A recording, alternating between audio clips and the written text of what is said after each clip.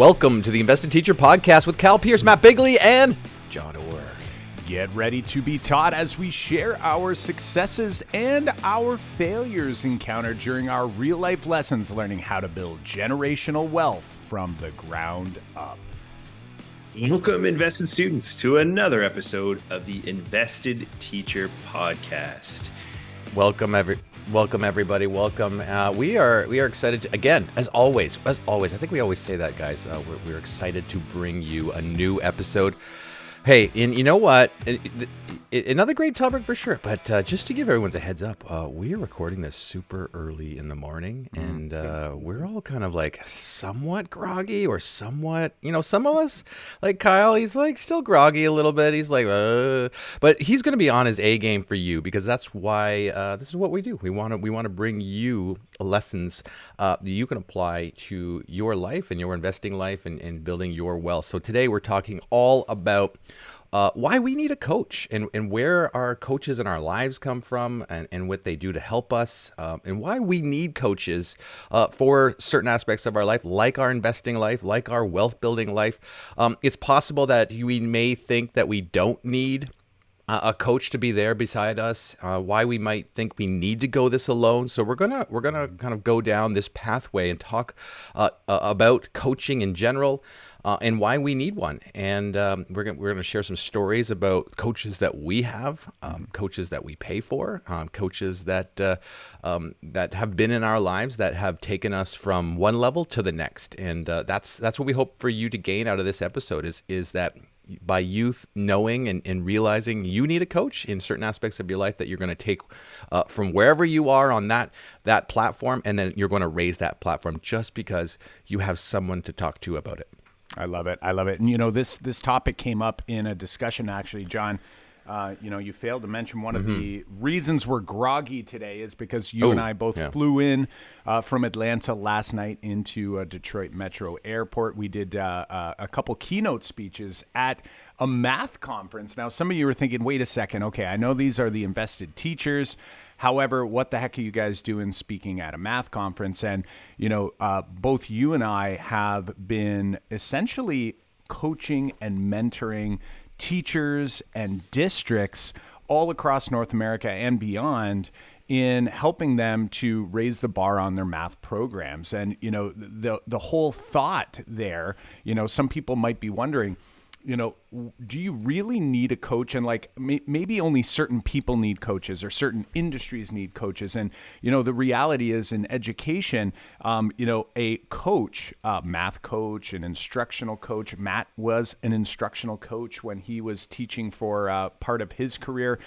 This whole idea, it's less about trying to suggest that the coach knows more or knows all the moves, but more or less being able to help you figure out where you are. And yesterday when we were speaking, one of our topics that we talk to math teachers about is what we call the hero's journey. And, we discuss this, this from a lens with math teachers that's really interesting, where, we try to help teachers recognize that, when you're teaching students in a math class, you are not the hero. You shouldn't be the center of your math lesson. It actually should be the students, and you need to act as the guide. You need to act as the coach. However, something that we were discussing in the car was what about the invested students? So when we think about the people in the podcast, picture this. You're listening to this podcast and you are invested students. You are trying to get further along your wealth building journey. And that means you are the hero. So the message is a little bit different for you. I'm wondering, before we dig in here, Matt, I want to go to Matt and I want to ask you, tell us a little bit about your experience being a coach, but then also where are you now in your career, now that you're in real estate? What does coaching mean to you? And, what are your thoughts about people who are listening, whether it's to be in real estate as a realtor or as an investor? Thanks, Kyle. Thanks. I love coaches, and I loved coaching as a teacher. It looks really different now as a realtor than it did as a teacher. As a teacher, I was an instructional coach, and the part that I loved probably, I mean, it was twofold. One was all the learning you got to do. You were exposed to all kinds of world-class coaches and learning and really understanding and unpacking, the power of instructional strategies and the impact that could have on classrooms. And I think the second part that was exciting was working with teachers who were open minded to that. Because to me, great coaching is like a cheat code. It can ramp up your success so much faster than we can ever do on our own. Now, the challenge in teaching, of course, is that the accountability looks a lot different. The motivation around coaching looks a lot different. And so, in my now realtor life, I have taken on a coach, a world-class coach. Her name is Marianne Gillespie. Shout out to her. She is incredible. She has taken real estate for me from a side hustle to a career where I'm at the top of my game, and in the top percentages of local realtors. It'll be 3 years in August since I got my real estate license. And I often say to Marianne, while she's pricey, I say, you are not charging enough money, because I really attribute her as being almost, God, overwhelmingly responsible for my success. And I think it really comes down to coaching. There's this great cycle of accountability and support. And I think that's something all of us need. It's like we have this New Year's resolution mindset when we create a goal for ourselves that we're going to do it. We come out of the gates with a lot of enthusiasm. But what we then lack, I think, is that accountability coupled with the support in order to ensure that when you fall off the train or fall off the wagon, you get right back up and get right back on. With Marianne, I've got a once a week call set up, and then she's accessible throughout the week. And one of the things I love is I save up my questions and my wonders throughout the week, and there's an expert in the room that can hack my problems and allow me to shortcut to solutions. Otherwise, I might tend to proliferate a lot on how do I deal with this challenge, or how do I overcome this, or where do I need to learn? So the expertise can cut right through that. And the exposure to ideas that, like, once learned feel so common sense, but when I'm struggling with something, feel almost impossible to navigate.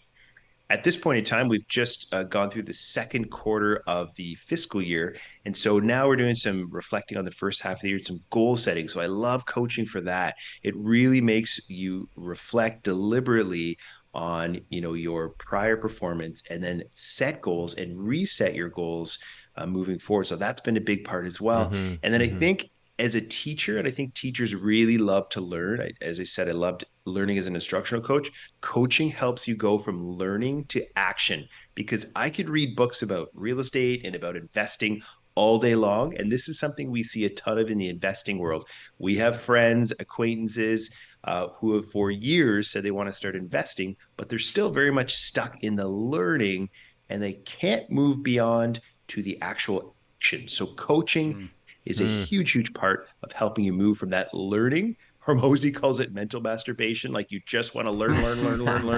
Right. You That's don't totally want to true. do anything though, right? You don't. And so coaching has really helped move to action, which is such an important part of moving yourself forward. Yeah, those are some great kind of big takeaways you've had with your coach, and some lessons that we should all kind of take away. Matt, I am wondering if you can share maybe something specific for the listener here in thinking about, like, think to that interaction you've had with Marianne. And think maybe something recent, something specific that she helped you clarify, or helped you kind of gain some perspective on, or so that you did take action. Would you be able to kind of dig in here and kind of share like exactly this, a situation for us and for the listener? I think it can clarify, for me and the listener, kind of this was a huge benefit for you. Yeah, you know what? I think, like, we have our weekly conversations Thursday, 7:30 in the morning. It's so early. Oh God, slightly less early than what we're starting today. And so, over the week, as I encounter my new learning, my challenges in real estate, I'm always kind of documenting and coming up with questions, and so, I think, most recently for her, I'm coming off a period of time where, my real estate partner was away for an extended vacation, and I was really feeling overwhelmed at times in dealing with a good problem in real estate, which is having too much business, 20 plus Right. listings, lots of buyers, lots and lots of people who need help. And here I am sort of saying to Marianne, I'm overwhelmed, I'm tired out, I'm working around the clock. What do I need to do? And she just, she's a very direct person as well, which I think I really value. She just goes, Matt, it's the same problem you've had for the last 12 months. You don't have enough help. You need to go out there and get a buyer's agent. You need to go out there and get some admin help, and you need to do this immediately. So then she turns the tables around on me. What are you going to do, or what have you done to find buyer's agents? What have you done to find some operations help? And I said, huh. Yeah. Here I am, like, complaining about something that's a challenge in my business right now, a good challenge to have. And then I realized I haven't had a plan of action in order to institute a solution to this challenge. And so the light bulb goes off, and I get out of victim mode, and I start to think, okay, I need to move into that solution mindset versus staying stuck in that problem, which I think it's human nature for us just to perseverate and go over and over again on, why is this happening? How can I, find the right people? When really the solution lies within me. I've got to just get out there and actually start to take action. And what I love about coaching, something Marianne reminds me all the time, is that it's not necessarily going to be straightforward. It's not going to be A to B. It's not going to be a straight line. She said, yeah, you're going to hire some people that aren't going to work out. Guess what? That's part of being an entrepreneur. Right. And I think back to the difference between being an entrepreneur, maybe being a teacher. Like in teaching, a lot of times, like, staff, myself included, like, you get stuck on certain things that, like, literally every single year you can almost follow the calendar year and say, like, okay, we're going to be complaining about this in September, then this in October, then this in November, right? And so being an entrepreneur has made me incredibly uncomfortable, but in ways that have pushed me to grow. And I think the big takeaway with having this coach in place is that, like, you're not only learning about how to be better at business, but you're learning about how to be better yourself. And that part's been really, really cool. So that's kind of the inadvertent side effect of coaching. But yeah, you can't stay a victim for very long when you have a coach, because they're going to force you into solution-based thinking and going to take you out of that, like, sort of complaint victimhood mode. Yeah. They're your accountability partner. Yeah, yes. For sure. And, I love, as you described it there, Matt, it's like, we've referenced the book, The Coaching Habit, a number of times. It's on our book list over on the website, investedteacher.com/books. And in The Coaching Habit, one of the quotes that we love so much is this idea. It says, when you are coaching, to stay curious just a little bit longer and hold off on advice and action giving giving just a little bit longer as well. And it sounds like that's exactly how your relationship works with Marianne, where, she's not necessarily like coming up with answers. She's helping you land on the answer, and then she's putting it back to you, which is essentially perfect. It's like, it's helping you to recognize that I have all of the answers in here somewhere. I just need someone to help me get to them or to find them. It's like you're in a room and, like, there's just stuff scattered all over the place. Like, that's your inside, your brain. And you're trying to, like, find the socks or, like, find whatever it is you're looking for. And this person is just sort of like asking you questions, in order to get you closer and closer to that place. And I just think it's so great too, because, Matt, you having been a coach, I've been in a coaching role where John and I are both currently in a coach and mentorship role through, both in math and in this investor space. And the reality is that everyone needs a coach, but interestingly enough, you can also be the coach for someone.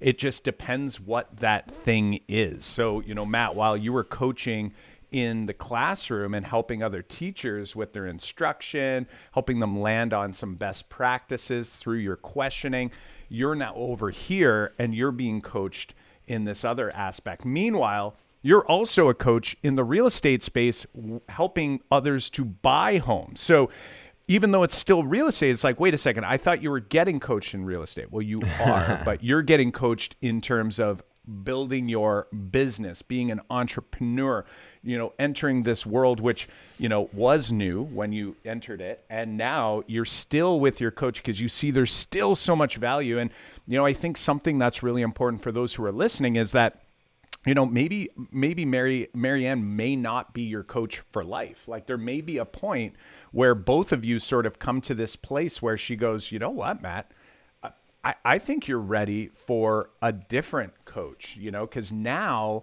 your focus is shifting over here. And, I can recommend so-and-so in order to, kind of point you in that direction. Right. So I think the dynamic, it's so important.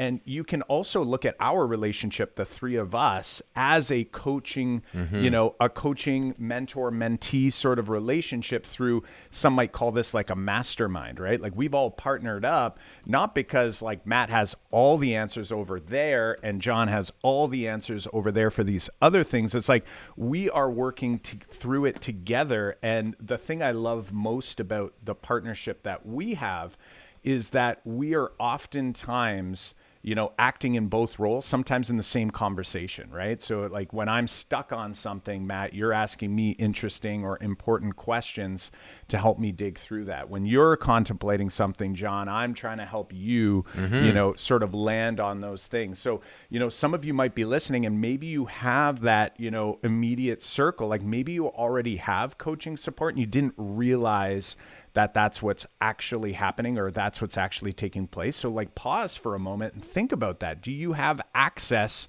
to that group? However, I would argue that even though we have this group, Matt has his coach over here. John, you and I were interviewing different coaches for our math, our mentorship business that we were working with districts, and we were looking for very specific coaching around how we can scale the business online using, certain metrics. So, finding what it is that can help you get over your current hurdle can be really important. And I think this conversation, is one of those things where if you're listening and you haven't taken action and you're sort of like wondering, you're like, what do I do next? Like, what do I need to learn about next? I'm going to argue like probably this, like exactly what we're talking about might be enough, as Matt said, just to nudge you across that first hurdle so that you can start taking action and start actually doing the real learning, which is the doing, right? Like you're going to learn the most through doing instead of being over here doing the mental masturbation, as, Alex Hormozy would call it. Yeah, totally. And like I'm often, when we talk about this, I'm reminded about, it was a commencement speech that it wasn't my commencement speech, but I had heard about this commencement speech. John Roberts, Chief Justice for the Supreme Court in the United States, had given his one of his family members who was graduating, I think it was high school. He gave a speech where it was basically themed that he's not wishing the graduating class good luck. And, that goes against the way you think what you should do for a graduating class. The kids are graduating high school or college. You're like, hey, we want to wish you good luck to go off into the workforce or to your next step. Godspeed, all of those things. It's like this one was all about like, I don't want to wish you good luck. And the reason he's not wishing those graduates good luck is because we have to kind of go through the muck, like we have to go through like hardship so that we learn things about ourselves and we have to kind of go through this struggle that gives you actual skills. But I think, and this, Kyle, goes back to the beginning where you mentioned that when we speak to math educators, and oftentimes we use the hero's journey as a framework. And if you're not sure what the hero's journey is, the hero's journey is based off Joseph Campbell's book, The Hero of 1,000 Faces, which basically says all of our classic adventure stories, hero-driven stories like Star Wars, Lord of the Rings is like the perfect example. Even Finding Nemo follows this storyline. So many stories that kind of have become classic follow the exact same story. This is why they call it the hero with 1,000 faces. Basically, just to give you a quick summary, is that the hero in all of these stories and all these adventure travels, the hero's always kind of introduced, and the heroes set off on a journey they do not want to go on. Like, they're not supposed to go on this. They're forced into this journey. In the journey, along the journey, they have to battle the forces of evil. And it's through the forces, battling the forces of evil, this muck that they have to go through, this struggle, that they learn all their powers. They learn about themselves. They learn about what skills they need to kind of overcome the climax. And along this way, every one of these stories, the hero is introduced to another character. Everyone, that other character is a guide. It's someone who's been through this, and they're there to kind of come in and step in and like show them not the way exactly, but show them and like almost like hold a mirror up to themselves and go like, this is where you are. This is like what you can do, but this is like not only what you can do. Like in Star Wars, like obviously Obi-Wan Kenobi is that guide, and when you think about the Hunger Games, I forget the guy's name, but it was like Woody Harrelson's character in the movie, like he was the guy that had been through this already. He's there to kind of guide them along the way. And like in Finding Nemo, like you said, Kyle, Dory is the guy that steps in and kind of points Marlin in the right way of what he needs to be able to do to actually like rescue his son. Like all of these stories have that guide character. And it's that guy that you get to, lean on. It's the guy that's actually like what Matt, I think, has just articulated in his exact example with his coach. It's like pointing you or holding that mirror up saying, this is where you are, but this is not where you're going to go. And being very like, this is what we need to do. And I think it's such an important role that a lot of us don't consider. It's like, I don't need a coach, or that coach is it costs too much. Like if I have to pay for a coach, like why should I pay for a coach? Like Matt, like we already said, like Matt or Kyle, you said that Matt's a coach because he's a realtor, right? And he's like, Matt, you're getting paid to be a person's coach. Like it's part of our society that we pay for advice. We pay for some of that. So I just wanted to it reminded me of that story in that commencement speech, that we have to go through this struggle, this muck, so that we actually learn about who we are and we attach value to these experiences. But we need to do that with a trusted advisor. It can help, and like what Matt said, it takes you from here to here a lot quicker. I love it. Now, I think it's really interesting. It's nice to give people a bit of a maybe context to hang on to, right? An analogy that they can use. And again, in this investor journey, we want you picturing like you are, and you can be, and you are the hero. But remember, we don't want you to try to be a hero who goes it alone, right? Like in the end, if you are successful in this journey, right, which you can and will be, you will require that support. And we would argue that, starting with a coach or connecting and figuring out what that coach role or who's going to take on that coach role can be really important. So I want to flip to Matt here. I'm wondering, I want to kind of know two things. I'm wondering, at what point did you recognize when you were first entering real estate? So you were entering into a new, world. You understood real estate from an investor side. You were already an active real estate investor. I'm going to argue you understood how deals work because we've written deals. We had even some of our own, private deals that we've done before. So we've written contracts. We've done that. We've opened corps. We've, done all of those things. But then you went from a safe sort of teaching experience, right? Guaranteed paycheck, pension, benefits, all those things. And then you went over here into this world of real estate to be a realtor, selling real estate or transacting in real estate. At what point did you recognize that a coach would be so helpful, because I'm going to argue that if everyone had experience with a coach like you've had, then everyone would do it, right? Like, it's just like, it would be an obvious thing to do. So what helped kind of push you across the line? And then I guess, what was holding you back, and like what might be holding maybe some of the other people who are listening to this podcast in getting the coaching they need along the journey they're on now? I've really always valued expertise, Kyle. And I think when starting in this new world of real estate, it's pretty intimidating at the beginning to make a career change, midlife was a pretty wild adventure. So I knew I needed some support right off the get-go. I think that, one of the big reasons people don't get a coach is because they see it as a cost and not as an investment. And I think that's such a wrong way to see it. Like, my coach is expensive. If she charged me double, I would happily pay it. Hopefully she doesn't listen to this, because it has been the greatest investment. In fact, I would probably say to new realtors, it's one of the biggest mistakes they make is not getting a coach.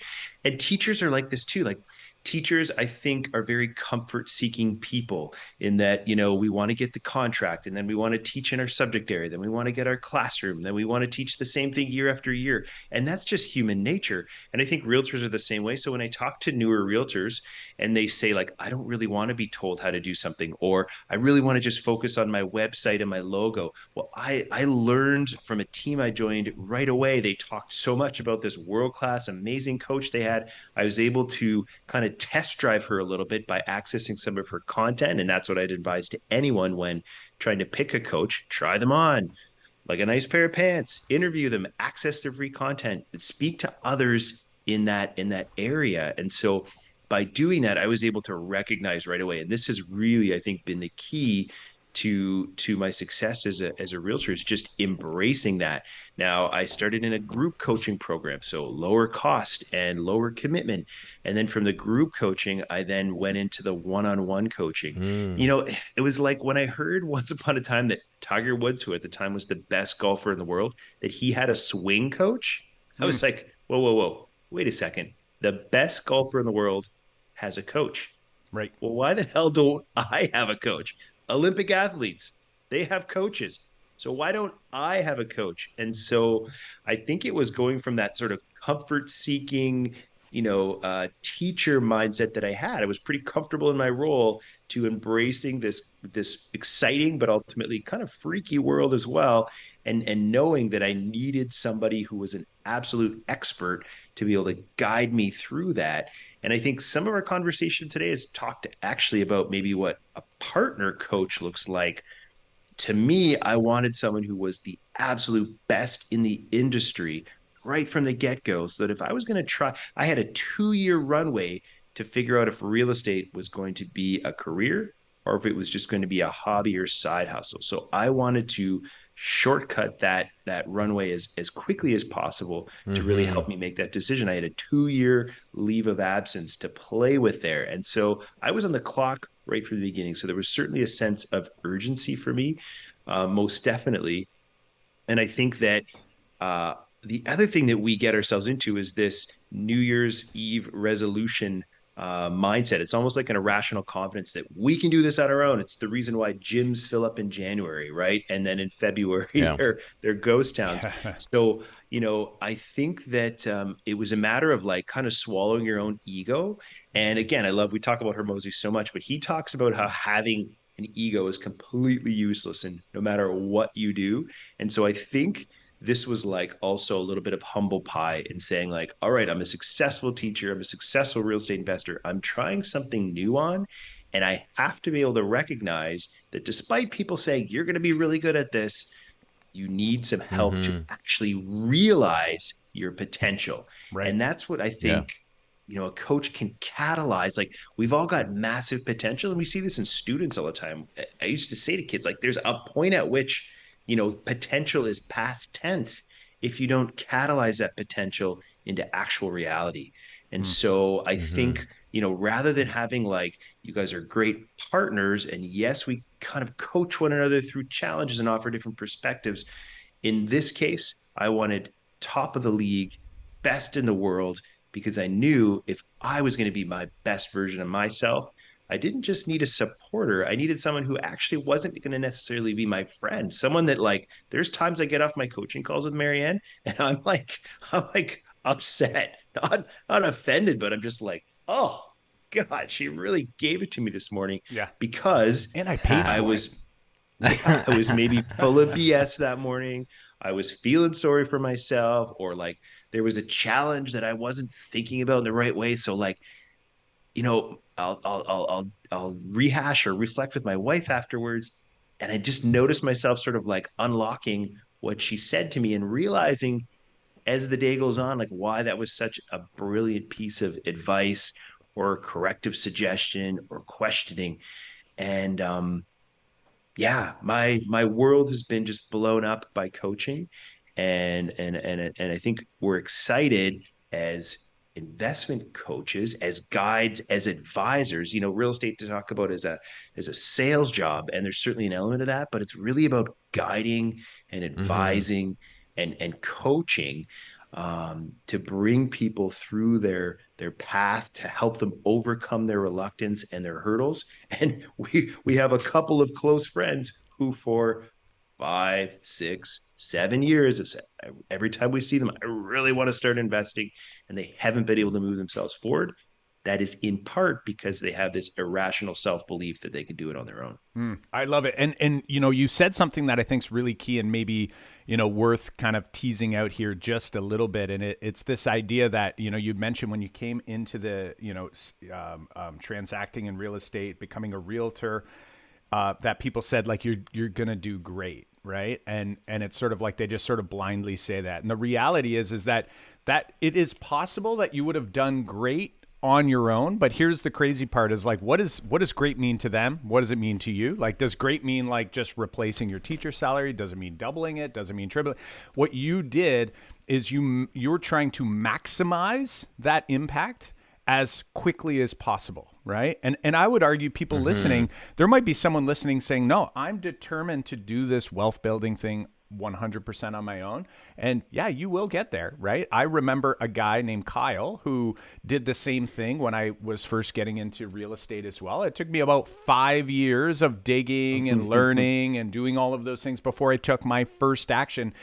Then I took a very quick second action. And then it was 5 more years before you and I, Matt, sort of went, okay, like let's part. Like that was sort of an epiphany for us where we started down this journey. So I guess, for me, I think when people are thinking about this and they're thinking about themselves and where they are in their journey, it really comes down to like, I guess, how badly you want it.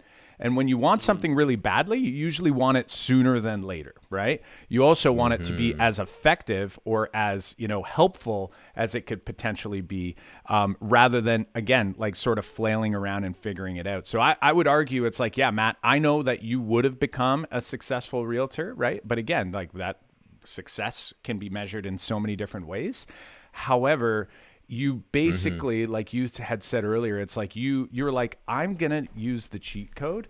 And like the crazy part is it's like, I'm not going to feel bad about it, right? Like when you'd play like Nintendo, you use the cheat code and you'd feel bad about it. You're like, that wasn't really me. It's like, no, this is like still effort. It still requires an investment of your time and your money in order to do something about it. But on the other end, it's like you're able to sort of like leap over so many of those barriers so much more smoothly. Not that they're removed completely, but it's just like, how to handle those barriers so that you can overcome them and start tackling the next one versus staying up at night thinking about it, tossing and turning, not knowing or not feeling confident that the decision you're making is a wise decision given the time and situation. So to me, that's huge. John, what are you thinking at this point? Like a few kind of thoughts to kind of, I think, wrap things up here is obviously I'm so on board with this like fast track cheat code because Kyle, like, I don't think I would have taken any first step without you and Matt, say, by my side into getting into investing in wealth building along that way. Like a long time ago, it was like we're reading books. I was reading books, kind of learning about what to do. But it was like I didn't want to take that step. Like it wasn't like I said it out loud. I don't want to. I was saying I want to take this step, but I never did.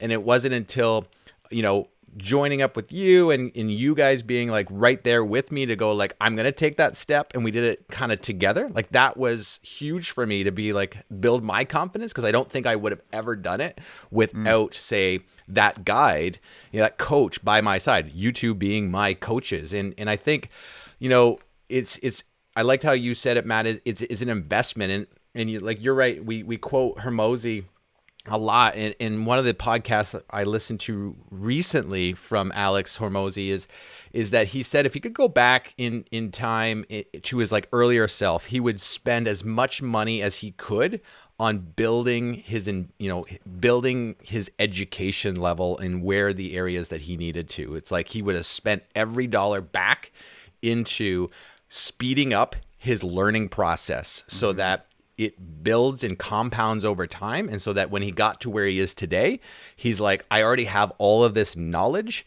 And it's like, I wish that I could have spent all that money back then so that we have it now. Like I wish too. It's like, imagine we could go back in time and pay for a coach to be by our side or just have a coach by our side a long time ago, that how much farther we would be right now in the future. Like it's so like awesome to think about that, but also like disappointing that I wish I had learned about kind of this kind of helpful hand along my side a lot earlier than I did. And it's kind of funny, like it actually kind of seems silly because it's like, if we're going to become investors, when we get into the investing game, it's like, I'm just going to like we talked about this a couple episodes ago, like we're going to go to the bank. We're going to, hey bank, here's a whole whack of my money. I'm going to give you all of this money. And it's like, I don't know or like or trust you. I feel like there's, you've got a sense of this, but you're not learning anything. It's like they're going to take it and do something with it, and it's supposed to like kick back to you, return over time. It's kind of like you're investing blindly in that way. We had talked about that a while ago, but it's like, imagine that you could have changed that and said, look, I have someone who knows me, trusts me right there the whole time. And then they're kind of been through it and they're guiding me on the right pathway to be like, you should do this, you should try that. What do you think about here? What are your goals? Like that would be so much more helpful on your investing journey than say, just kind of blindly trusting where to put a whack of your money for your future. Love that, John. I love that. I think if the very best in the world have coaches, then we certainly can too. And if I could have a wealth coach, a physical health coach, a mental health coach, I would take them all. So the best in the world need coaches, and I certainly need one too. I love that. I love it. And something that I just envisioned is like this waterfall method as well, where literally, Matt, you can be a super helpful coach to someone who's starting out in the real estate world who requires what you can offer them at this time. And you could be on the other end getting and receiving coaching from someone in the same industry, doing the same stuff, but you're just in a different place along that journey. So my big takeaway here, and maybe what I'd like everyone who's listening to reflect on, is like, where are you? Like, think about where you are in your world. Where are you able to offer coaching, right? Where are you in that journey? Who might be, someone that you might be able to assist in something that you're doing well, and maybe they're not at that same place yet as you. And then where do you need, or where could you benefit from some coaching on the other side? And again, it might be in the same area. It might be in the same, if it's wealth building, if it's, your career, whatever it might be. However, just think about, where are you the coach and where are you the one being coached, and where could that be most beneficial? For those who have been listening, we've had some people reaching out asking about coaching opportunities, and we've had some calls with some friends to allow them to sort of try on the invested teachers as different coaching guides along this journey where you are going to be set up to be the hero in this wealth building journey. So if that's you, head over to our website at investedteacher.com and head over to the contact button. Just let us know, hey, I'm interested in learning a little bit more. We'll set up a time. We'll chat. We'll see if it's a good fit for you, or maybe it's not a good fit for you based on what we can offer you at this time. We will do our best to try to point you in a direction to help you find the coaching that you need at this specific time. Hey, we want to thank you for joining us here today to listen to us talk about all about coaching. And if you could, all we ask in return is for you to go right now in your podcast app and leave a 5-star review and hey, maybe a little message about what your biggest takeaway was. That would help the show out. That would help other people who are looking for investment advice or investment ideas to kind of get them started on their wealth building journey. So again, head to your podcast app, rate and review this show. Thanks so much. We share all of this material, all of our links we've discussed in the show, all the resources, all the transcripts over on our website. That's investedteacher.com/episode 31. Again, that is investedteacher.com/episode 31. Invested students, head over to investedteacher.com/book so you can check out The Coaching Habit, which is one of many books. One book we highlighted here today. However, we have many on the list, and we continue to add more and more as we continue this journey with you, alongside you in this wealth building journey that you are on. So head on over to investedteacher.com/books. You can check out some of the books right from the web, or if you click the little button and grab the PDF, you'll get some additional books which do not appear on the website. So a little bit of goodies there for opting in to our newsletter. All right, invested students, class dismissed.